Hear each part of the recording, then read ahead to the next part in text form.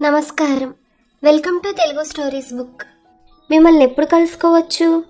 ఫోన్లో యువతి గొంతు అలా అడగడంలో ఏదో ఉద్దేశం తొంగి చూసింది. సున్నితంగా మాత్రం అనిపించలేదు. ఎవరు మాట్లాడుతుంది అడిగాడు రాఘవేంద్ర. మేఘన. ఆ చెప్పే విధానం నచ్చలేదు అతనికి. పైగా ఆ పేరు గల వాళ్ళు ఎవరు రాఘవేంద్ర పరిచయం లేదు. ఆ మాటకొస్తే ఆడవాళ్లతోనే పరిచయం లేదని చెప్పాలి. నాకెవరిని కలవాలని లేదు ముక్తసరిగా అన్నాడు. అదే గొప్ప అన్నట్లుంది అతని ధోరణి. రిసీవర్ పెట్టేయకుండా ఉండడానికి సంస్కారం అడ్డొచ్చింది. మనసు అల్లకల్లోలంగా ఉన్న వారి ప్రవర్తన అలా కాక మరెలా ఉంటుంది? మీకు మా మమ్మీ తెలుసుండాలి. సిమ్రాన్. ఆ పేరు వినగానే రక్తం గడ్డకట్టుకుపోయినట్లయింది. బయట వీస్తున్న గాలి ఫ్రంట్ విండోల గుండా చొరబడి కర్టన్లు వెలువెల్లాడేలా చేసింది. గోడగున్న క్యాలెండర్ టప్టపా కొట్టుకోవడం ప్రారంభించింది. రోడ్డు మీద ఎగురుతున్న దుమ్ము ఆ వెర్రిగాలికి వంకర్లు తిరిగిపోతూ ప్రళయ నృత్యాన్ని తలపింపజేసింది. ఉదయం పూట వాతావరణం వింతగానూ వికృతంగానూ అనిపించింది రాఘవేంద్రకు. నేనెవరిని చూడాలనుకోవడం లేదు ఖచ్చితంగా చెప్పేసి రిసీవర్ పెట్టేశాడు. రాఘవేంద్రకు సస్పెన్స్ లేదు ఈ విషయంలో. సిమ్రాన్. పలుకుబడి, అందం, తెలివితేటలు అన్నీ ఒక చోట కుప్పగా పోస్తే ఎలా ఉంటుందో అలాంటి రూపం సిమ్రాన్ది. ఆకర్షించే రూపం, కట్టిపడేసే మనస్తత్వం. ఆ రకంగానే రాఘవేంద్రకు పరిచయం. 40 ఏళ్లు పైబడుతున్న ఈ వయసులో అంత తేలిగ్గా ఆమెను ఎలా మర్చిపోగలుగుతాడు? కాలేజీ జీవితంలో ఎక్కువ మందితో కలిసి తిరగడం, పార్టీల్లో పాల్గొనడం లాంటివి చేయలేదు రాఘవేంద్ర. సమస్య అంటూ ఏమీ లేదు. తనకు అలా ఒంటరిగా ఉండడం అంటేనే ఇష్టం. అందుకేనేమో ఎవరు ప్రత్యేకంగా తనతో పరిచయం కోసం తహతహలాడలేదు. అందగాడనే లాంటి ముద్ర కానీ, చదువులో మేధావితనం కానీ లేదు. అటువంటి రాఘవేంద్రతో పరిచయం పెంచుకోవాలని చూసింది అందమైన సిమ్రాన్ మాత్రమే. ఎందుకో ఏమిటో కొన్ని పరిచయాలు దైవ సంకల్పితంగా ఏర్పడతాయి. ఏ ఇద్దరు ఏ కారణంగా దగ్గర అవుతారో చెప్పడం ఎంతో కష్టం. ఆకర్షణకు కారణాలు ఏముంటాయో ఎవరూ చెప్పలేరు. పీజీలో చేరిన మొదటి 2 నెలల్లోనే సిమ్రాన్ మంచి స్నేహితురాలైంది. రాఘవేంద్రకున్న ప్రత్యేకతల్లా రకరకాల ఆలోచనలను డైరీలో కవితాత్మకంగా రాయడం, కథలు, నవలల పట్ల ఆసక్తి. బహుశా అలా ఏకాంతంగా కూర్చుని తనతో తాను గడపడం సిమ్రాన్కు నచ్చుండాలి. అదే తమ స్నేహానికి కారణమై ఉండాలి. ఆ స్నేహమే రాఘవేంద్రను మార్చింది. తరువాత నలుగురితో కొంతవరకు కలవగలగడానికి, జీవితం పట్ల ఉత్సాహం కలగడానికి, ఏదో కోల్పోయినట్లున్న ధోరణి నుండి బయటపడడానికి సిమ్రాన్ కారణమని చెప్పక తప్పదు. సిమ్రాన్ అంటే ఎక్కడలేని ఆనందం, ఉత్సాహం. అంత అందం తనను ఎంతో ఇష్టపడుతుందనే గర్వం, తన కంపెనీని కోరుకుంటుందనే ఆనందం రాఘవేంద్రలో. స్నేహం కేవలం స్నేహంగా ఎక్కువ కాలం ఉండలేదు. అందులోనూ ఆడామగా మధ్య ఒకరినొకరు చూడకుండా ఉండలేని పరిస్థితి ఏర్పడింది. ఏమిటా పరిస్థితి? కలిసి ఆలోచిస్తే అర్థమైంది ప్రేమని. ప్రేమే అయినప్పుడు, ఒకరంటే మరొకరికి ఇష్టం ఉన్నప్పుడు ఆ బంధం నిలబడాలంటే ఒక్కటే మార్గం, పెళ్ళి. 7 అడుగులను మించి ఎంతో నడిచిన వాళ్ళు 3 ముళ్ళు వేయడం ఒక్కటే మిగిలిందని వారికి అనిపించింది.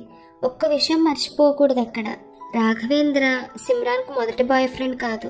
కానీ తనే అన్న భావన ముద్రపడేలా చేయగలిగింది. తరువాత రాఘవేంద్రకు ఎవరి ద్వారానో తెలిసింది ఒక అబ్బాయితో కలిసి సిమ్రాన్ తిరిగేదని, అతని అహంకారం కారణంగా విడిపోవడం జరిగిందని తెలిసింది. అది తెలిసినా రాఘవేంద్రలో ఏ మార్పు లేదు. సిమ్రాన్ వ్యక్తిత్వాన్ని చూసి ఆమెను ఇష్టపడ్డాడు. అందుకే ఆమెతో జీవితాన్ని పంచుకోవాలని నిర్ణయించుకున్నాడు. ఒక అందమైన కుటుంబాన్ని ఊహించాడు. రాఘవేంద్ర సిమ్రాన్ ప్రేమ గుర్తులెన్నో. Indira park, KBR park, Shilparamam, necklace road, Durgam Cheruvu. జీవితంలో మధురాతి మధురమైన రోజులు. ఏమైనా రాఘవేంద్రలో ఒక చిన్న బెరుకు, భయం. సిమ్రాన్ చేయి పట్టుకుని నడవాలంటే వాళ్ళ కుటుంబ సభ్యులకు తెలిస్తే ఏమనుకుంటారు? సంప్రదాయ కుటుంబం తాలూకు ఛాయలు విడిచిపెట్టలేదు అతన్ని. ఎందుకంటే ఇది 25 ఏళ్ల క్రితం విషయం. వరీ దేనికి డియర్, ఏమీ కాదు అని అంటుండేది రాఘవేంద్రతో. తనను తాను సమర్థించుకోలేకపోయేవాడు రాఘవేంద్ర. చూడు డియర్, ఒకవేళ మన విషయం మా వాళ్ళకి తెలిసిందే అనుకో, నేను మరొకరి పేరు చెప్తానులే, నీ పేరు బయటకు రానివ్వను, నీకు ఎటువంటి ఇబ్బంది రాదు అని చొరవ చూపించేది. ఆ మాటలకు రాఘవేంద్రకు నవ్వు వచ్చేది.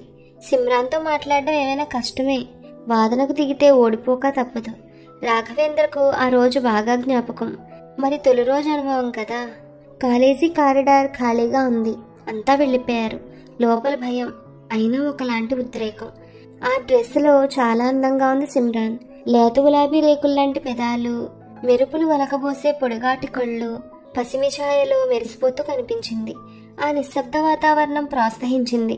ఎటో చూస్తూ నడుస్తున్న సిమ్రాన్ని ఒక్కసారిగా దగ్గరకు తీసుకుని పెదవులపై గట్టిగా ముద్దు పెట్టుకున్నాడు. ఉలిక్కిపడిన సిమ్రాన్, అయ్యో ఏంటిది సడన్ గా అంది. అన్నదే గాని అతను చేసింది తనకు ఇష్టమైంది. కళ్ళలోకి చూస్తూ ఉండిపోయిన రాఘవేంద్రతో ఉంది, నేను ఎంత భయపడ్డానో తెలుసా, ఏమిటి అల్లరి అని. ఆగలేకపోయాను, సారీ. అంత ఆగలేకపోవడానికి కారణం ఏంటో తెలుసుకోవచ్చా అంది సిమ్రాన్.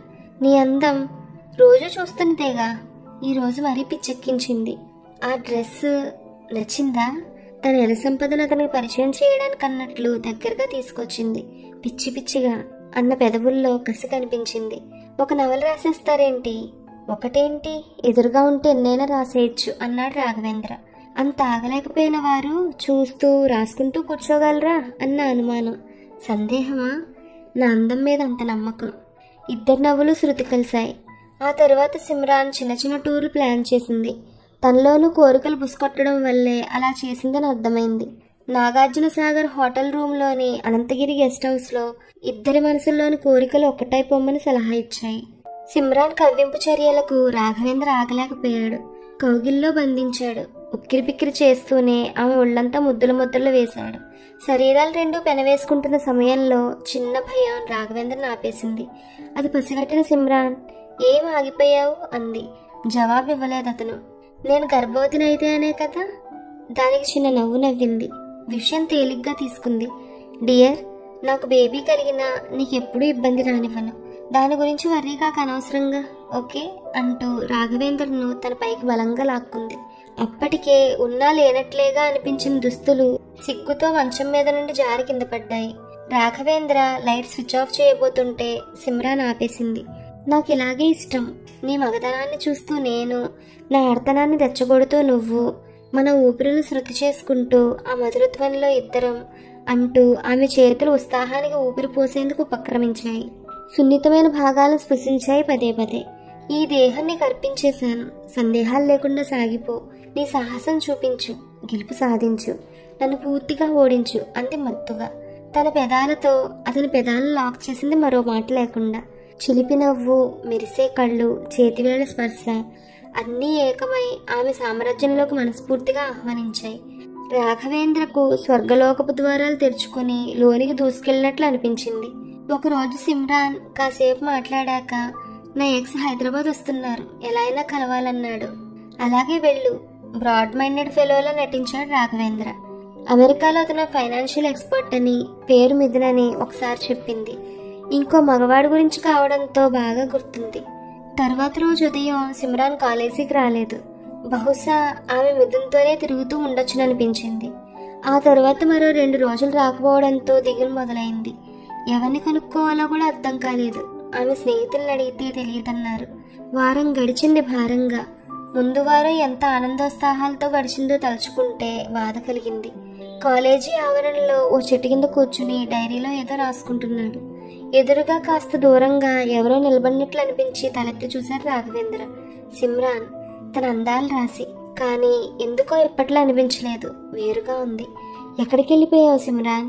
నేను ఎంత వరి అవుతున్నానో తెలుసా? లోపల పేరుకుపోయిన నిరాశ బయటకొచ్చింది. గట్టిగానే అన్నాడు. సాధారణంగా రాఘవేంద్ర స్వరంలో మాట్లాడితే సిమ్రాన్ ధీటుగా జవాబిచ్చే మనిషే. అటువంటిది మౌనంగా ఉండిపోయింది. రాఘవేంద్ర కళ్ళలోకి సూటిగా చూడలేకపోయింది. లేచి దగ్గరగా వెళ్ళి ఆమె పైన చేయి వేశాడు ప్రేమగా. స్వీటీ, ఏం జరిగింది? చేయి తీసి కాస్త పక్కకు నడిచింది. ఆమెతో పాటు అతను 4 అడుగులు వేశాడు. అప్పుడు చెప్పడం ప్రారంభించింది. ఐమ్ సారీ రాఘవ, కొన్ని విషయాల్లో మార్పు తప్పనిసరి అవుతుంటుంది. ఏ విషయం చెప్పు. నా ఎక్స్, అదే మిథున్తో నా పెళ్లి నిశ్చయమైంది. 2 కుటుంబాలు ఆనందంగా అంగీకరించడం, వచ్చే వారమే పెళ్లి. Simple registered marriage. వెంటనే అమెరికా ప్రయాణం. అతనికి అక్కడ ఇల్లుంది. గుక్క తిప్పుకోకుండా ఒక్కసారిగా చెప్పేసిందంతా. జీవితానికే ముగింపు పలికినట్లు అనిపించింది రాఘవేంద్రకు. కుదరదు, నేను ఒప్పుకోను సిమ్రాన్, నువ్వు నా సొంతం అన్నాడు రాఘవేంద్ర. ఐమ్ సారీ రాఘవ, మా పేరెంట్స్ ఎలాగైనా ఒప్పుకోరు. అది జరిగే అవకాశం ఎంత మాత్రం లేనప్పుడు ఇలా జరగడమే సురక్షితమైన మార్గం అనిపించింది. నాకంటే చక్కని అమ్మాయిలు దొరుకుతారు రాఘవ నీకు. ఎలా అనగలుగుతున్నావు ఆ మాట? కనపండి వారంలో ఏం జరిగింది అడిగేశాడు. మిథున్తో గోవా వెళ్ళాను, అక్కడ రూమ్ బుక్ చేసి ఉంచాడు అంది సిమ్రాన్. రాఘవేంద్రకు విషయం అర్థమైంది. ఆమె అతనితో సుఖం పంచుకుని ఉంటుంది. తనకంటే అతనే భర్తగా బెటర్ అనుకుని ఉంటుంది. హోదా, ఆస్తిపాస్తులు అన్నింటినీ మించి ఒకే కులం, పెద్దలు కోరుకునేవేమిటో సిమ్రాన్కు బాగా తెలుసు. అందుకే దేనికి అడ్డు చెప్పలేదు. తన దగ్గర అయితే సింపుల్గా సారీతో సరిపోతుంది. రాఘవేంద్ర ఒంటరివాడయ్యాడు. సిమ్రాన్ కాలేజీ మానేసి వెళ్ళిపోయిందని తెలిసింది. అమెరికా వెళ్ళిపోయిన విషయం ఎవరో చెప్పారు. ఆడవాళ్ళంటేనే అసహ్యం కలిగింది రాఘవేంద్రకు. వాళ్ళని నమ్మితే గోతులో పడ్డట్లే అన్నది అతని భావన. ఇంతలో డోర్ బెల్ మోగింది. ఆలోచనలు అలజడి తగ్గి ప్రశాంతత ఏర్పడుతున్న సమయంలో తట్టి లేపినట్లయింది ఒక్కసారిగా. పని మనిషి వచ్చుండాలి. డోర్ తీశాడు. పని మనిషి కాదు, ఒక అమ్మాయి. రూపురేఖలు లేలుగా మెదిలాయి గతాన్ని మోసుకొస్తూ. ఎలా మర్చిపోగలడు ఆ నీలి కళ్ళను? అందంగా ఉంది ఆ అమ్మాయి, అచ్చం సిమ్రాన్ లాగే.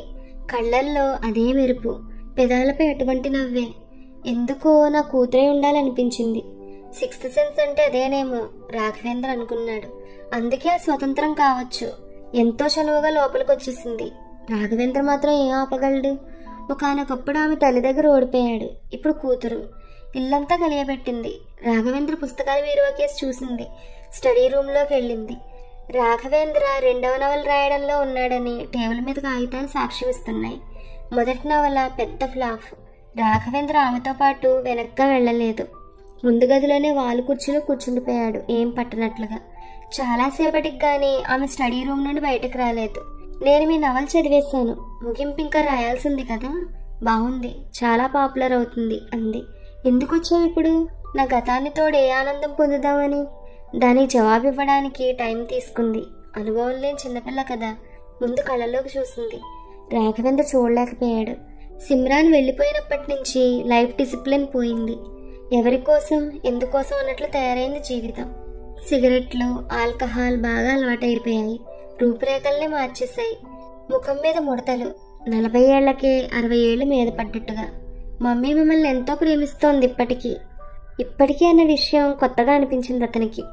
ఓహో అలాగా, నీకేం తెలుసు? వ్యంగ్యం. క్షణం తర్వాత మమ్మీ అంతా చెప్పింది. మీతో ఉన్న సంబంధం, మమ్మీని మీరెంతగా ప్రేమించింది. మమ్మీ అంటుంటుంది జీవితంలో తను ఎంతో ఇష్టపడే పర్ఫెక్ట్ వ్యక్తి మీరేనని. రాఘవేంద్రకు నవ్వొచ్చింది.